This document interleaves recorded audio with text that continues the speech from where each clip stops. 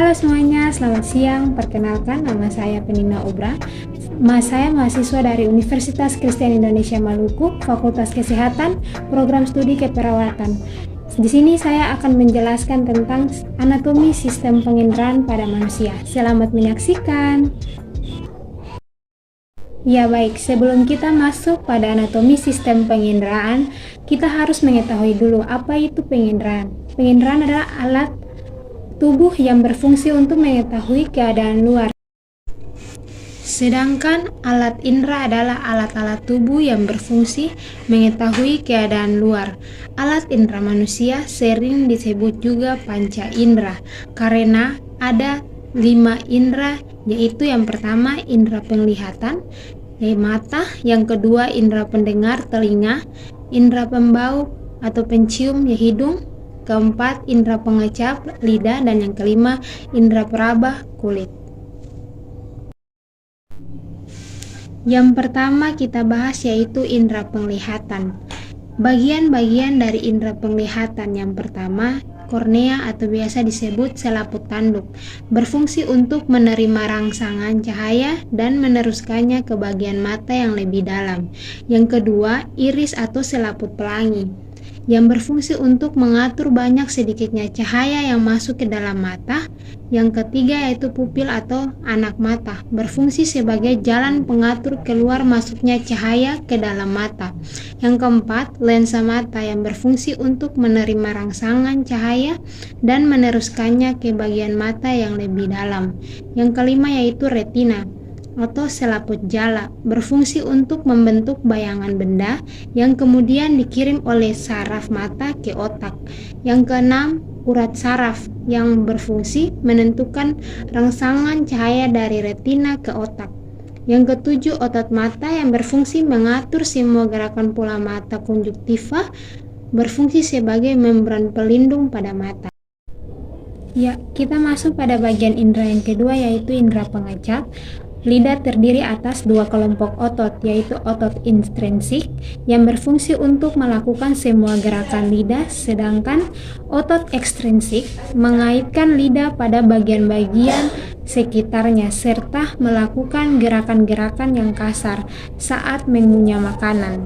Kemudian, lidah membantu mendorong makanan masuk ke faring.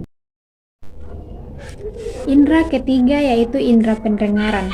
Telinga manusia terdiri atas 3 bagian, yaitu telinga luar, telinga tengah, dan telinga dalam. Yang pertama kita bahas yaitu telinga luar atau outer ear. Telinga bagian luar terdiri atas daun telinga dan saluran telinga. Rangka daun telinga ini terdiri dari tulang rawan elastis yang berfungsi untuk mengumpulkan getaran suara menuju saluran telinga luar. Yang kedua, telinga tengah, middle ear. Telinga bagian tengah ini dibatasi dan dimulai dari membran timpani, yaitu gendang telinga yang di dalamnya terdapat rongga kecil berisi udara yang terdiri dari tulang pendengaran yang terdiri atas malleus atau martil incus, landasan, dan stapes sangurdi. Yang ketiga, telinga dalam atau inner ear. Bagian dalam telinga ini terdapat organ pendengaran yang terdiri atas koklea atau rumah siput dan organ keseimbangan yang terdiri atas kanalis semicircularis, sacculus, dan ultriculus. Yang keempat yaitu indera peraba atau kulit. Lapisan kulit manusia terdiri atas 3 lapisan. Yang pertama yaitu epidermis atau kutikula. Epidermis merupakan lapisan terluar dari kulit, tahan air dan berfungsi sebagai penghalang terhadap infeksi yang masuk. Yang kedua, dermis, yang berfungsi sebagai lokasi untuk pelengkap kulit. Dermis terdiri atas beberapa bagian, yaitu yang pertama akar rambut, yang kedua pembuluh darah, yang ketiga kelenjar minyak, yang keempat glandula sebasea, yang keenam kelenjar keringat atau glandula sudorifera dan serabut saraf. Lapisan yang ketiga yaitu hipodermis atau subkutan, lapisan adiposa yang berfungsi melindungi tubuh dari suhu panas dan dingin, menyimpan cadangan energi, bantalan untuk melindungi otot, tulang, dan organ penting dalam tubuh. Dengan kulit, kita dapat merasakan sentuhan dengan orang lain atau dengan benda-benda tertentu. Indra yang kelima yaitu indra penciuman atau pembau. Hidung merupakan alat penciuman. Fungsi dari bagian-bagian indra pembau yang pertama, lubang hidung, berfungsi untuk keluar masuknya udara. Yang kedua, rambut hidung berfungsi untuk menyaring udara yang masuk ketika bernapas.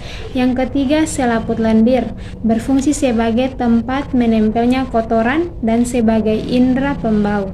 Yang kelima, serabut saraf yang berfungsi untuk mendeteksi zat kimia yang ada dalam udara. Yang keenam, saraf pembau berfungsi mengirimkan bau-bauan yang diterima dari hidung ke otak.